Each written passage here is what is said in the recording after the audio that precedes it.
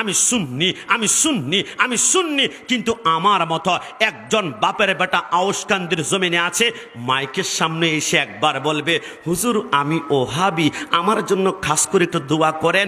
মানুষ থুতু মারতে মারতে বুড়িগঙ্গা নদীর মধ্যে নিক্ষিপ্ত করবে, কারণ ওহাবি পরিচয় দেওয়া যায় না, এটা দুশ্মনের রসুলের পরিচয়, গোস্তাকে রসুলের পরিচয়, জাহান্নামে পরিচয়। কিন্তু আমরা সুন্নিরা সুন্নি পরিচয় দিতে এক দানা পরিমাণ আমরা ভয় পাই না, একটা কারণে আমরা জানি ৭৩ দলের একটা দল হবে জান্নাতি, ওই দলের নাম হচ্ছে আহলে সুন্নাত ওয়াল জামাত।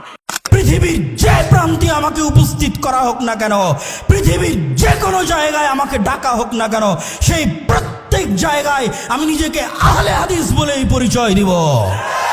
আর গর্বের সাথে বলতে চাই যে একটা সেকুলার পার্টির নেতার চাইতে, লালন মতবাদে বিশ্বাসী নেতার চাইতে একজন আহলে হাদিস রিকশা চালক, একজন আহলে হাদিস দিন মজুর, যার আকীদা সালাফি, যার বিশ্বাস সঠিক, সে বেশি ভালো, বেশি কল্যাণকর আল্লাহ সুবহানাহু ওয়া তাআলার নিকটে।